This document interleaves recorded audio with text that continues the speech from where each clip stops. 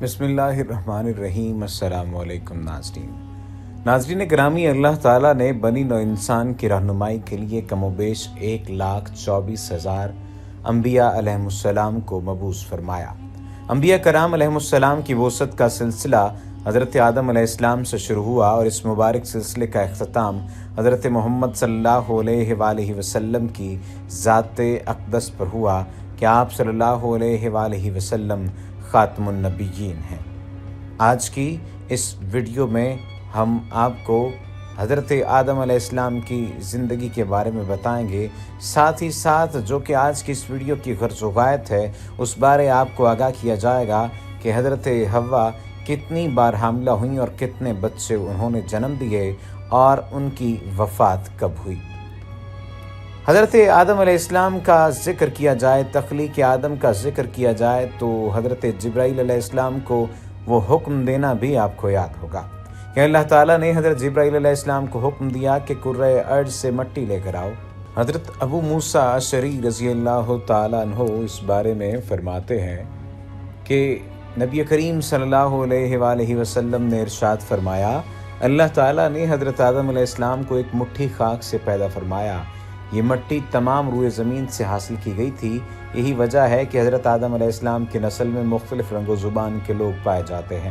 حضرت ابو ہریرہ رضی اللہ تعالیٰ عنہ سے روایت ہے کہ حضور اکرم صلی اللہ علیہ وآلہ وسلم نے فرمایا کہ جب اللہ نے آدم کو پیدا فرمایا اور ان میں روح پھونکی تو ان کو چھینک آئی، جس پر انہوں نے الحمدللہ کہا۔ یوں سب سے پہلے ان کے منہ سے اللہ کی حمد نکلی، پھر اللہ نے برحمکا ربکا فرمایا۔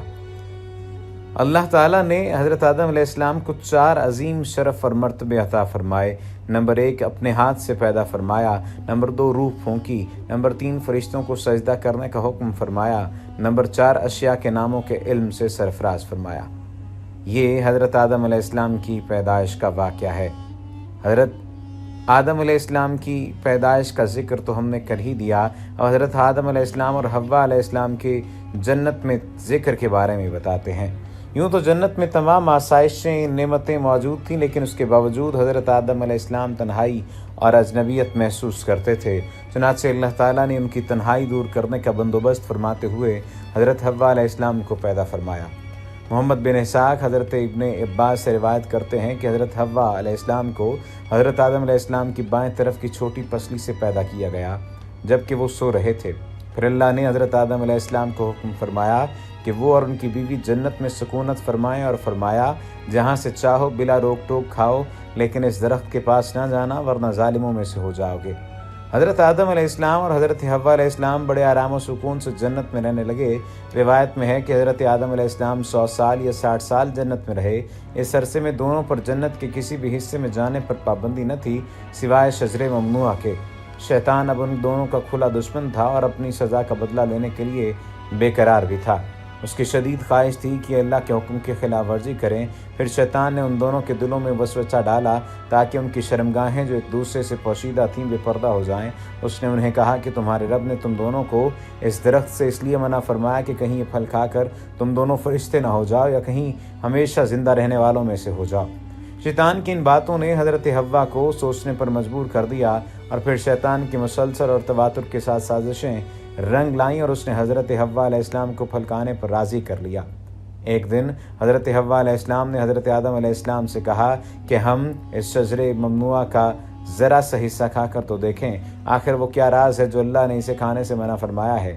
شروع میں تو حضرت آدم علیہ السلام اس کے لیے قطعی طور پر تیار نہ تھے، لیکن پھر حضرت حوا کے مسلسل اصرار پر باطل نخواستہ وہ بھی راضی ہو گئے۔ ابھی ان دونوں نے پھل کو پوری طور پر چکھا بھی نہ تھا کہ ان کی شترگاہیں ایک دوسرے پر عیاں ہو گئیں، جس پر دونوں بدحواسی اور پریشانی میں جنت کے درخت کے پتوں کو توڑ توڑ کر اپنا بدن چھپانے لگے۔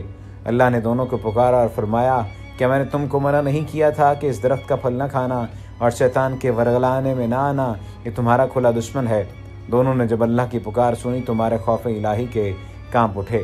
نہایت لاچارگی اور عاجزی سے اپنی خطا پر نادم و شرمندہ ہوتے ہوئے بارگاہ خداوندی میں عرض کیا، اے ہمارے رب، ہم دونوں سے بہت بڑی غلطی ہو گئی ہے۔ اب آپ نے ہم پر رحم و کرم نہ کیا اور معاف نہ فرمایا تو ہم تباہ و برباد ہو جائیں گے۔ حق تعالیٰ نے فرمایا کہ اب تم دونوں ایک خاص مدت تک زمین پہ ہی پر رہو گے، जहाँ तुम एक दूसरे के दुश्मन होगे और वहाँ ही मरना है और इसी में से फिर पैदा होना है। चुनाचे दोनों को ज़मीन की तरफ रवाना कर दिया गया। रिवायत में है कि हज़रत आदम अलैहिस्सलाम को हिंद, हज़रत हव्वा अलैहिस्सलाम को जद्दा और इब्लीस को बसरा से चंद मील के फासले पर दमस्तिमान के मकाम पर उतारा गया। हज़रत सदी रहमतुल्लाह ताला अलैह फरमाते हैं कि जब हज़रत आदम अलैहिस्सलाम जन्नत से हिंद में उतरे तो उनके पास हजर अस्वद था और जन्नत के दरख्तों के पत्तों की एक मुट्ठी भी थी। फिर हज़रत आदम अलैहिस्सलाम ने उन पत्तों को ज़मीन पर फैला दिया और ये खुशबूदार दरख्त उन पत्तों ही की पैदावार हैं। हज़रत इब्न अब्बास से मरवी है कि हज़रत जिब्राईल अलैहिस्सलाम हज़रत आदम अलैहिस्सलाम के पास आए और गंदम के 7 दाने साथ लाए। हज़रत आदम अलैहिस्सलाम ने पूछा, ये क्या है? अर्ज़ किया, ये उस दरख्त का फल है जिससे आपको रोका गया था लेकिन आपने तनावल कर लिया था। अर्ज़ किया, इनको ज़मीन में बो दीजिए। हज़रत आदम अलैहिस्सलाम ने बो दिए और वो दाने वज़न में इन दुनिया के दानों से लाख दर्जे ज़्यादा थे। वो दाने उगे। हज़रत आदम अलैहिस्सलाम ने फसल काटी, फिर दानों को भूसे से जुदा किया, फिर सफाई की, उसे पीस कर आटा गूँधा और रोटी पकाई। इस तरह मेहनत व मुशक्क़त के बाद इसे खाया। अब सवाल जो दर हकीकत सवाल था, उस सवाल की तरफ आते हैं कि हज़रत हव्वा कितनी बार हामला हुई और कितने बच्चों को उन्होंने जन्म दिया। इसी मनाबे में आया है कि आदम और हव्वा जन्नत में नाज़ो नेमत में थे, लेकिन इब्लीस जो कि सांप के मुंह से बोलता था, उसने मोर की मदद से उन्हें धोखा दिया और ममनूआ फल को पहले हव्वा और उसके बाद आदम ने खाया। रिवायत में है कि जब तक आदम का अकल सालिम था उसने ये ममनूआ फल नहीं खाया। उसके बाद हव्वा ने आदम को शराब पिलाई और फिर उसे इस दरख्त के पास लेकर उसे ममनूआ फल खाने के लिए कहा। यानी ये मुख्तलिफ़ किस्म की रिवायतें हैं।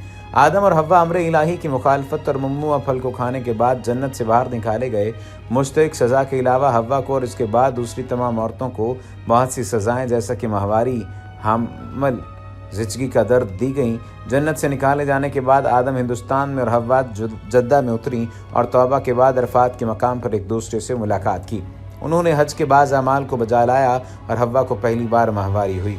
आदम अलैहिस्सलाम ने ज़मीन पर अपने पाँव मारे और आब ज़मज़म जारी हुआ और हव्वा अलैहिस्सलाम ने इस पानी से गुस्ल किया। अम्मा हव्वा के बारे में ये बात आती है कि वो 20 बार हमला हुई और 40 बच्चों को जन्म दिया। आपकी वफ़ात आदम अलैहिस्सलाम के 1 साल बाद हुई और उन्हें उनके जवार में सुपुर्द खाक किया गया। हव्वा के इख्तिलाफ जो दफन के बारे में आता है उसमें यह है, बाज़ ने कहा है कि हव्वा जद्दा पर उतरी और वहीं पर मदफन हुई और एक कौल के मुताबिक उसे इसलिए जद्दा का नाम दिया गया है, ज़ाहिरन हव्वा का पहला मकबरा ईरानियों ने बनाया है। सऊदी अरब की हुकूमत ने यह मकबरा ख़राब किया। बाज़ तारीख़ी कौल और रिवायात के मुताबिक हव्वा मक्का में वाक़े कोहे अबू कबीस के गार और हज़रत आदम अलैहिस्सलाम के साथ दफन हुई। अब इन तमाम तर वाक़यात में सच्चाई और हकीकत को तो तारीख़ के जो माहिरीन हैं वही बता सकते हैं, लेकिन ये वो तमाम तर चीज़ें हैं जो कि हकीकत के करीब तरीन हैं और जो मुख्तलिफ़ रिवायात में मौजूद हैं जिनके बारे में हमने आपसे शेयर किया। उम्मीद है कि आज